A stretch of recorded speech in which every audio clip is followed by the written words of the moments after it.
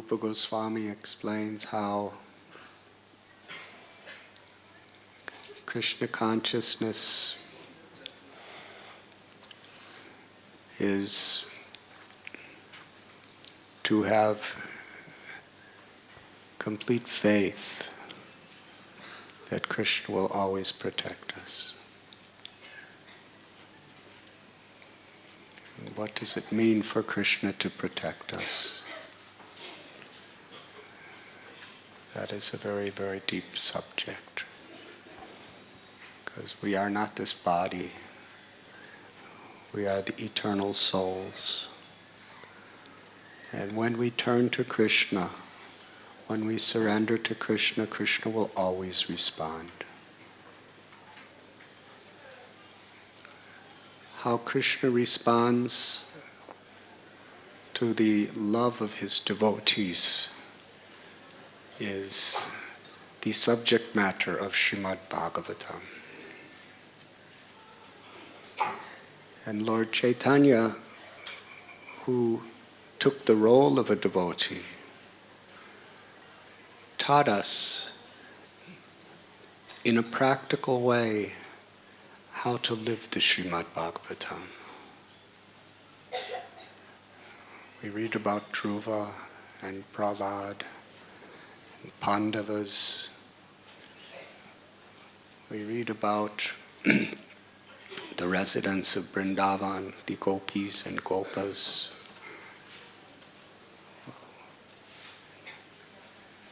How to apply those principles to our life. Radha bhava duti subalitam nomi Krishna swarupam. Krishna came with the love of Sri Radha in his heart and her complexion as well. But he came in the role of a devotee to teach us how to actually live following in the footsteps of the residents of Vrindavan in our very lives. At the Rath Yatra in Puri, before revealing to the world these inner secrets, he folded his palms before Jagannath and offered several prayers. Among them, Naham Vipro Nachar Narapati Napi Vaishyo Nasudro. That I'm not a Brahman or a Kshatriya or a Vaishya or a Shudra. I'm not a Brahmachari, a Sannyasi, a Grihasta or Vanaprastha. My aspiration, my identity, my true identity is Gopi Bhartur Padakamalayora Das Das Anudas. That I am the servant of the servant of the servant of your servants, my Lord, Lord of Gopis. So this is the principle, which is the basic foundation by which all true realizations of bhakti manifest. There is imaginary realizations. You see, we can understand the truth philosophically. We can know what is Achintya Bheda Bheda Tattva. We can know what is Jiva Tattva, what is Bhakti Tattva, what is Krishna Tattva, what is Radha Tattva, what is Rasa Tattva. What are these inner truths? But to understand any of them, our realizations have to be built on this foundation. The foundation of Gopi Bharatur Padakamaliyora Das Das Das Anudas. Feeling oneself the servant of the servant of the servant of the servant. Not feeling oneself qualified, but feeling oneself unqualified. Because when we feel ourselves unqualified, then we are able to, from the heart, call out for Krishna's grace. The personification of Krishna's grace is Sri Radha. And that grace manifests in our lives in so many ways, if we are receptive.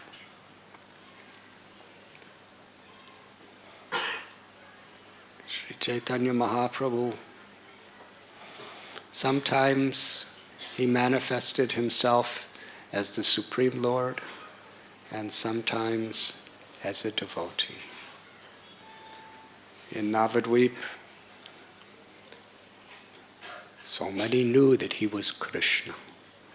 They wanted to love him and worship him as Krishna. But if anyone would say anything of that sort to him, he would block his ears with his hands and cry out very loudly, "Vishnu, Vishnu, do not contaminate my mind by saying this. No one can be Krishna. We are all his eternal servants." Sometimes if someone called him Krishna, he would jump in the Ganges River to purify himself from such an exaggeration, from such a misconception. And on rare occasions he would sit. If you offered him the throne of Vishnu, he would not accept. But at other times, just for the purpose of fulfilling the inner desires of his most confidential, elevated devotees, at the house of Srivas, he would sit on Krishna's throne and accept abhishek, accept anakuta offerings, and give blessings, even reveal himself. Here on this particular wall behind us, we see how Lord Chaitanya revealed his form of Krishna Balaram to Kolavecha Sridhar. He revealed his form of Lord Ram to Murari Gupta. At other times he revealed his forms of Radha Gopinath to Ramananda Rai. He revealed his forearm form of Vishnu to Jagai and Madhai, when they totally humbled themselves, feeling themselves most unqualified to take shelter. When Lord Chaitanya went to Vrindavan, it is described in Sri Chaitanya Charitamrita, he came to a village, Aritagram. And there, it is a very famous place. It's a small village, tiny village. And that's where Krishna killed the demon Aristasura, who was sent by Kamsa to kill Krishna. While he was there, Sri Chaitanya Mahaprabhu knew, according to scripture, that Radha Kund and Shama Kund, the holiest places in all of Vrindavan, were there, close to Aritagram. Because after Krishna liberated that gigantic, monstrous, demoniac bull, Aristasura,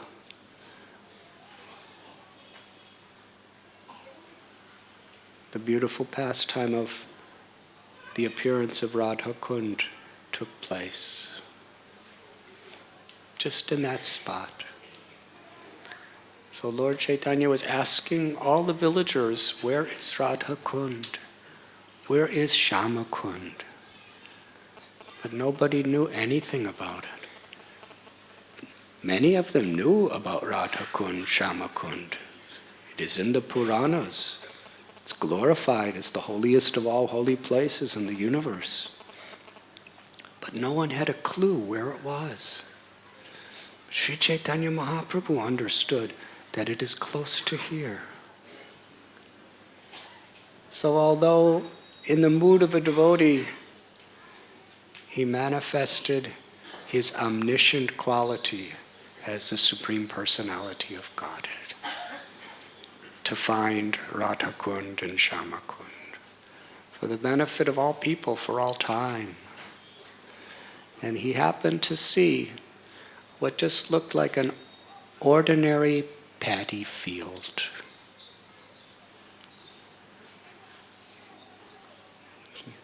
In those days, Vrindavan was mostly paddy fields. They would grow wheat, they would grow mustard, they would grow bajra, they would grow different kinds of vegetables, flowers.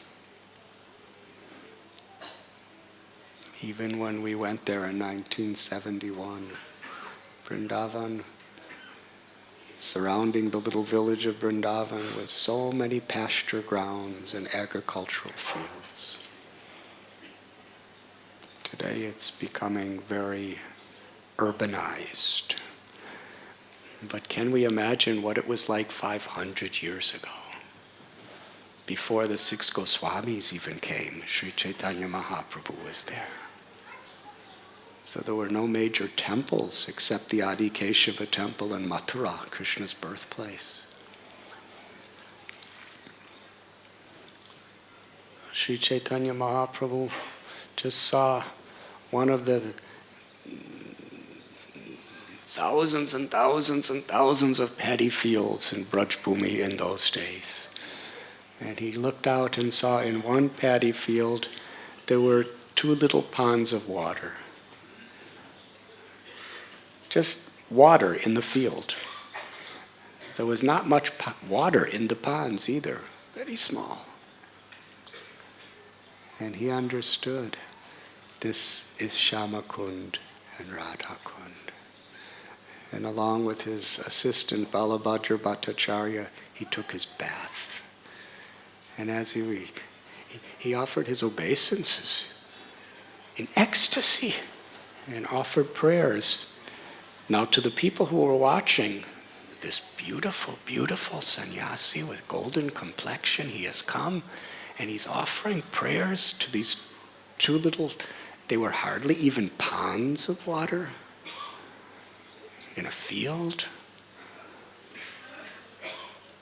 That just as Srimati Radharani is most dear to Krishna, her lake, Radha Kund, is equally dear to Krishna.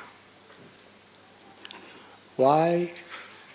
Because this lake of Radha Kund is so dear to Srimati Radharani. Because it is her favorite place. Because it is here that she gives the greatest pleasure to Krishna. That's why it is her favorite place.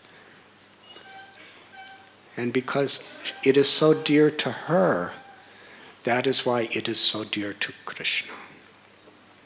This is the nature of bhakti. It is Radharani's favorite place because it is there that she gives the greatest pleasure to Krishna. And it is most dear to Krishna because it is so dear to Srimati Radharani. And because it is so dear to Srimati Radharani, Krishna gives Radharani's love to anyone who with faith and devotion takes their bath there. He was chanting these beautiful prayers. And then he took his bath in great ecstasy. And then performing kirtan, he was dancing around Sri Radha Kund and Shama Kund. Then he and Balabhadra Bhattacharya collected mud. To everyone, it just looked like a pond in a field, and they were collecting mud with tears pouring from their eyes in ecstasy. And Sri Chaitanya Mahaprabhu put tilak in 12 places on his body with that mud, and then brought it with him. That is how Radha Kund and Shyam Kund were revealed to the world. From there, he went to Sumana Sarovar, also known as Kusum Sarovar, a place where Narada Muni received the body of a gopi, Naradiya gopi, in order to understand Krishna's Vrindavan Leela. And after that he wrote his Narada Bhakti Sutras, close to, at Narada Kund, just close to Kusum Sarovar. That is also the place where every day around noontime Srimati Radharani would collect flowers to bring to Radha Kund to offer to Krishna. It was there that Sri Chaitanya Mahaprabhu at the Kusum Sarovar, he first saw Govardhan Hill. Upon seeing Giriraj, the king of all mountains, he ran over to a large rock, and knowing that every single stone of Govardhan Hill is non-different than the very body of Krishna. Not only is it non-different than the body of Krishna, it is the body of Krishna. He embraced the stone in great love and cried and cried and cried.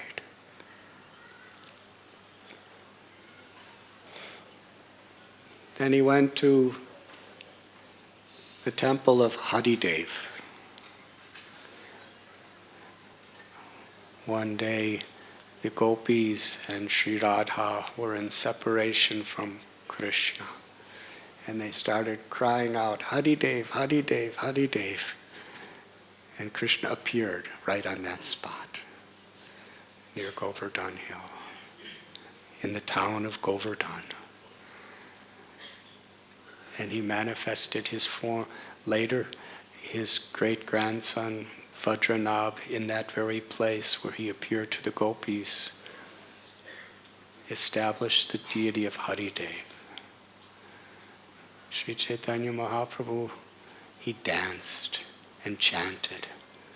And all the people of the area came and in great wonder to see his dancing. And they chanted along with him.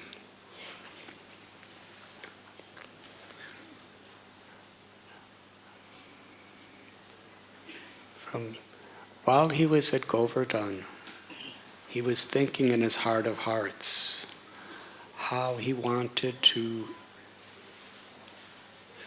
have the darshan, to see and to serve Gopal. Gopal is famous today as Srinathji. So much he was yearning to see Srinathji. His Param Guru Madhavendra Puri performed such incredible, intimate, lovely leelas with Srinathji.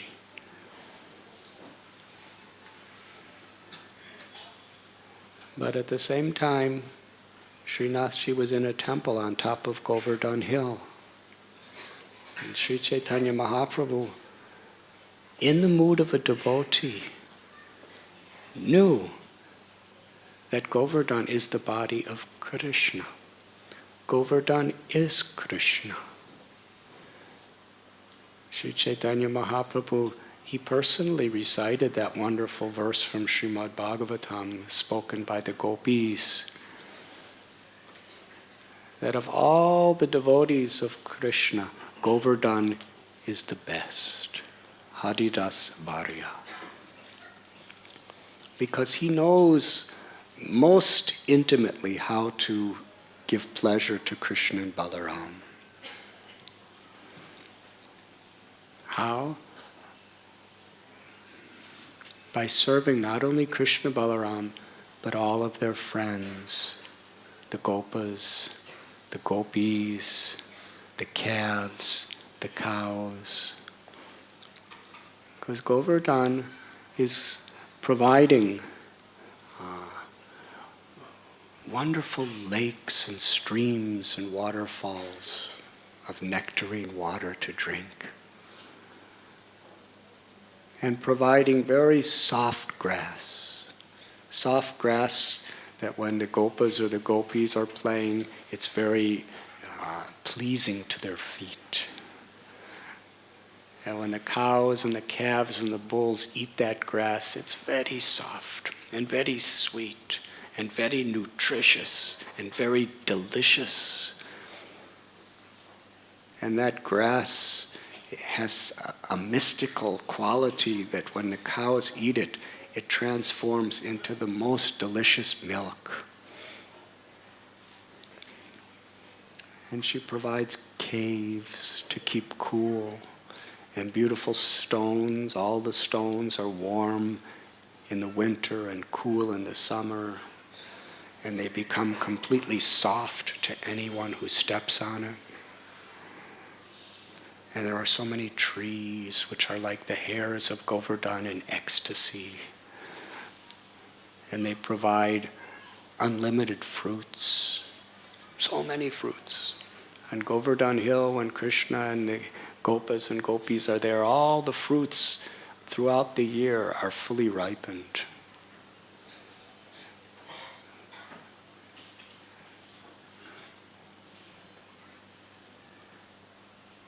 And wonderful vegetables. So this is Sri Radha and gopis speaking. Govardhan Hill is the greatest devotees because Govardhan Hill knows how to please the Lord's devotees.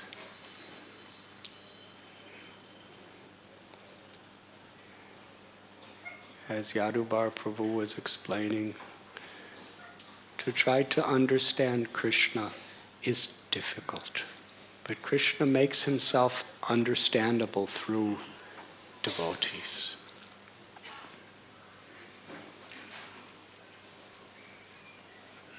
When devotees saw how Srila Prabhupada loved Krishna, devotees had faith in Krishna. This is even before Krishna book came out. Even before the Bhagavad Gita came out in English. The only thing we knew about the early devotees, the only thing they knew about Krishna is that Prabhupada loves him. And just by seeing Prabhupada's love for Krishna and the compassion that love inspired toward them, they developed such faith in Krishna that they left their homes, they left all of their pleasures. They started following no illicit sex, no intoxication, no gambling, no meat eating. Now in India you may think, well, so what? But in the West, there's one lecture, Srila Prabhupada said, and when people hear no illicit sex, no intoxication, no gambling, no meat eating, so many knows the demons, they will die. And he quoted one British Lord, Lord Jetland.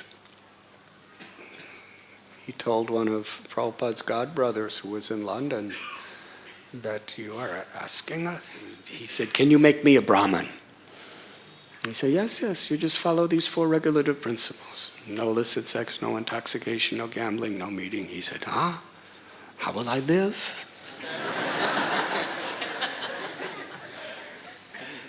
To ask somebody in the West like that, it's almost like saying you're not allowed to drink water, you're not allowed to go to sleep, you're not allowed to eat for the rest of your life.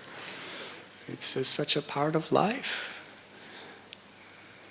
But devotees instantly were willing to do that and risk their lives And all they knew about Krishna was that Prabhupada loves. And when Prabhupada talked about Krishna, it was with so much love. So Krishna very much reveals through the devotees. And when Madbhakta Pujavyadika, Krishna tells that if you want to please me, please my devotees. Worship of my devotees is more endearing to me than worshiping me. And it is for this reason Sri Chaitanya Mahaprabhu taught this principle of being the servant of the servant of the servant. Way of serving and pleasing Radha Gopinath.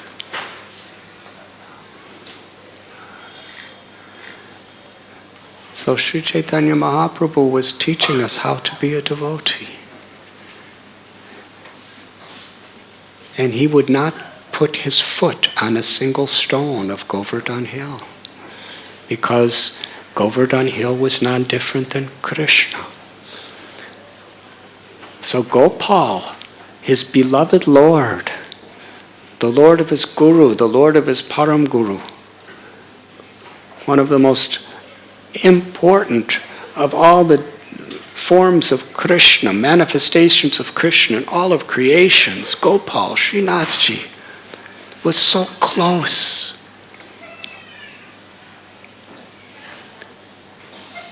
Lord Chaitanya Mahaprabhu, after he took sannyas on his way to Puri, when he stopped in Remuna, he told all of his devotees the story of Gopal.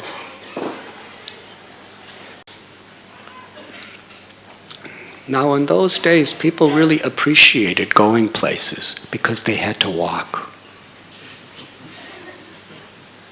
You see, to go from Puri to Vrindavan,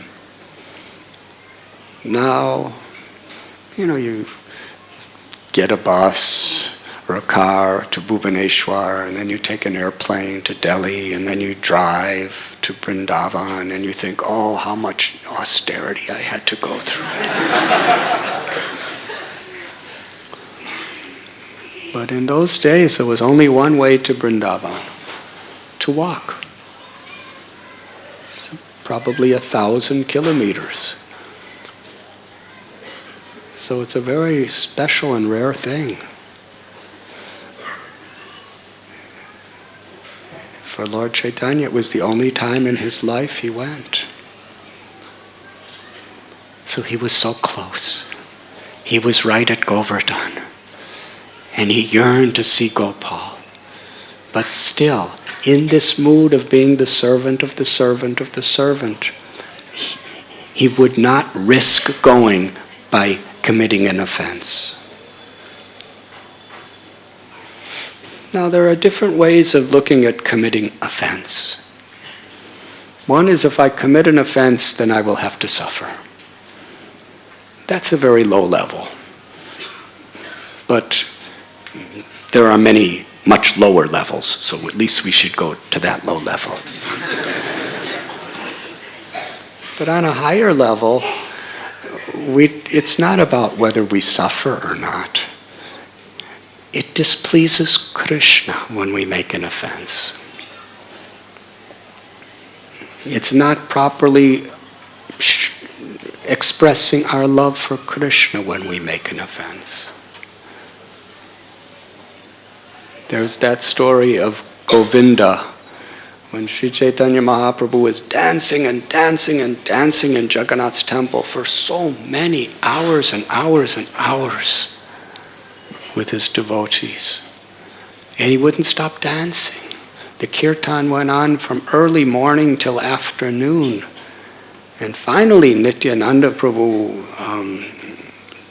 got the kirtan leaders to stop and said, please, everybody's tired, everyone's hungry, please stop. Personal assistant. So on this day, Lord Chaitanya was laying across the doorway, and his feet were inside. So Govinda couldn't get in. He said, my Lord, please if you can slightly move so I can get in, so I can massage your legs. And Lord Chaitanya, in the role of his devotee, he said, I am too tired, I cannot move. So he was dancing all day. So Govinda didn't know what to do. He said, please, just move slightly. I'll move you slightly just so I could get in to massage your legs. I need to massage your legs. And he said, I cannot move. A few minutes passed. He said, my Lord, please just slightly move your legs. Just move a little. I can get in. And the Lord became abrupt. He said, do it or don't do it. Whatever is in your mind, I cannot move. Then he went to sleep. So what did Govinda do? He put a piece of Lord Chaitanya's outer cloth over Lord Chaitanya's body, and then he stepped over his body to go in the room and massaged his legs. How many of you would be willing to step over Lord Chaitanya's body? Hare Krishna. About a half hour later, Sri Chaitanya Mahaprabhu awoke, and Govinda was still there massaging his legs. Lord Chaitanya said, what are you doing here? He said, I'm massaging your legs. He said, but it is the custom that after you massage my legs, you go and you honor prasad. Have you taken prasad yet? You couldn't have taken prasad if you're still here. He said, why didn't you go to take prasad? Govinda didn't say anything. But Krishnadas Kaviraj Goswami tells us what was in his mind. He didn't say a word. He was silent when Lord Chaitanya asked him that question.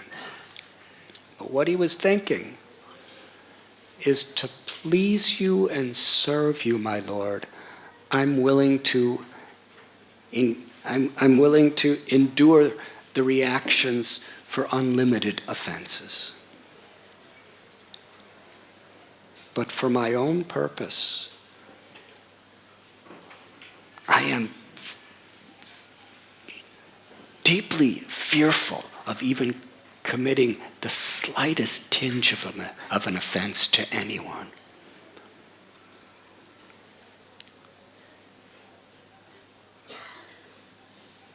So in this sense, for the service of Krishna,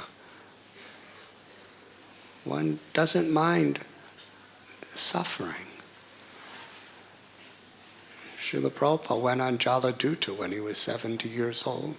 69, he turned 70 near Cochin in the Arabian Sea.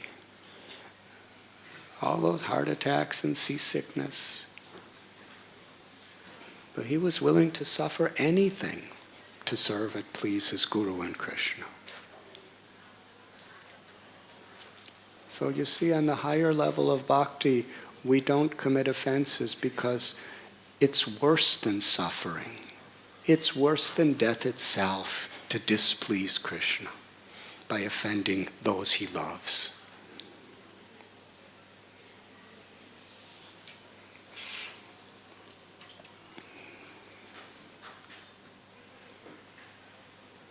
Krishna told Ambarish, he told Durvas Muni, after he offended Ambarish Maharaj, he said, because I'm in the heart of my devotee, if you offend my devotee, you are offending me.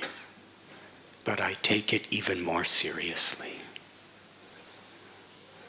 Narottam Das Thakur prays that in one wonderful song, that if one offends Krishna, one can rectify it by chanting his holy names. But if one offends Krishna's devotees, it's very difficult. because of how Krishna loves his devotee. So Sri Chaitanya Mahaprabhu would not step on Govardhan. What a dynamic that was going on at this time. He yearned so much to see Gopal, and now he's so close. He could see the temple right on the hill. But he wouldn't go.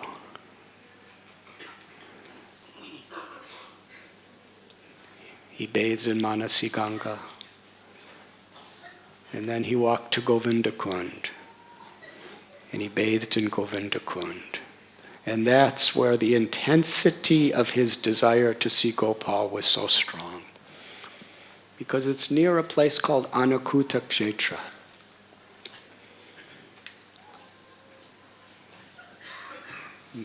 The temple of Srinathji was just near there, where 5,000 years ago, Krishna actually manifested a gigantic form to the Brajavasis and spoke. He said, I am Govardhan Hill. He manifested the body of Govardhan Hill. And it was there that on Krishna's instruction, Nanda Maharaj inspired all the Brajavasis to make the Anakuta.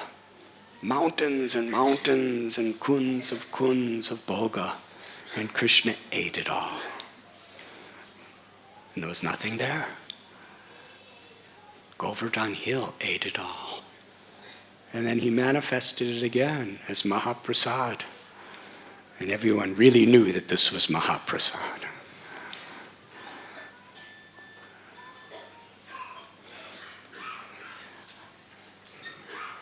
At Govinda Kund, Indra, along with Surabhi,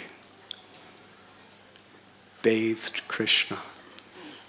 Indra, with Airavata, brought the water from the Akash Ganga, the Ganga of the heavenly worlds, to bathe Krishna.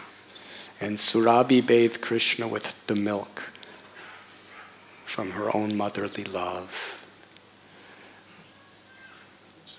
And that famous place of Govinda Kund, while Lord Chaitanya was bathing there, he felt this very, very deep yearning to see Gopal. But still there was no question of stepping on the hill. But Gopal knew his heart. And here is an example of Krishna's loving reciprocation with his devotee. Gopal made a plan because he was yearning to see Lord Chaitanya as much as Lord Chaitanya was yearning to see Krishna. This is the esoteric meaning of ye yatamam prapadyante. Krishna says, as you surrender unto me, I reveal myself. Krishna reciprocates according to the nature of our love, a nature of our surrender. And this is on the level of bhava, or love. Because to the degree we yearn to see Krishna with real bhakti, Krishna yearns to see us. When we yearn to please Krishna, Krishna yearns to please us. He is Bhaktavatsal.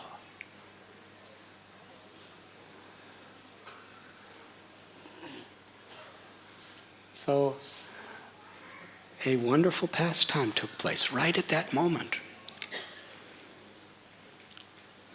This devotee, a Brijvasi, he comes to the village of Anakuta Kshetra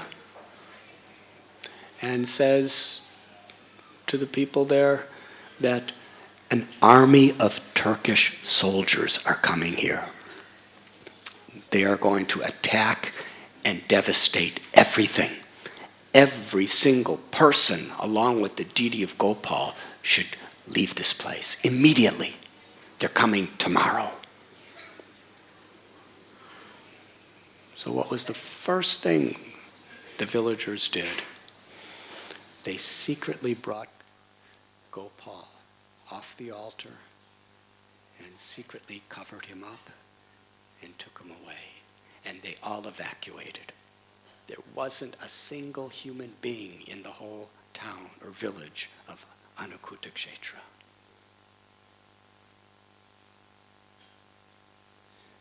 And Lord Chaitanya heard the news that Gopal was being hidden in different places. They moved him around. Sometimes they hid him in bushes, sometimes in forests. And at that time, he was in a village called Gantuli. It's called Gantuli because one time, Srila Prabhupada says, it is hearsay that that's the first place Radha and Krishna met. What that means, I am only repeating. When Prabhupada said something is hearsay, it's very hearsay. It's something very special, very beautiful. And while they were hiding, they tied their clothes together. So it is called Gantuli. So Gopal was in the house of one Brijavasi. And nobody knew where he was. But Lord Chaitanya found out. So he went there. And there, Srinathji had the darshan of Sri Chaitanya Mahaprabhu, and Sri Chaitanya Mahaprabhu had the darshan of Srinathji. Sri Chaitanya Mahaprabhu was Krishna in the mood of Sri Radha's love. He spent 3 to 4 days there, continuously, dancing and singing before Srinathji. And he offered a beautiful prayer. Lord Chaitanya, in his great ecstasy, when he first saw Srinathji,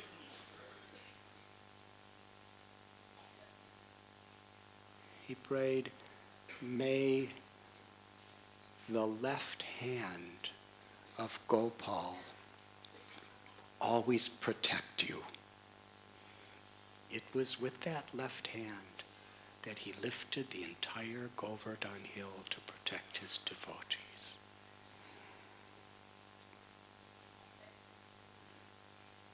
And with that spirit, he danced and danced and danced. This Vipralamba and Sambhog, being so close but not able to see the Lord, put the Lord in such a deep, intense feeling of separation. And then seeing Gopal was the greatest happiness. About 4 days later, they found out there was never even any Turkish soldiers. They weren't anywhere around. Somebody said it, but they said it with such conviction. So they were carrying Gopal back to his home on top of the mount, on top of Giriraj. And Lord Chaitanya, he was with Srinathji every possible moment he could. His eagerness, his devotion. Bhakti Siddhanta Saraswati Thakur would say, do not try to see Krishna. Try to serve Krishna in such a way that Krishna is pleased to see you. And that was Lord Chaitanya's mood. He wasn't just going to see Gopal. He was going to serve Gopal. He was going to offer his body, his mind, his words, his very life to Gopal. That's what it really means to have darshan. Sometimes having darshan could be a very ritualistic thing. You know, I have seen, like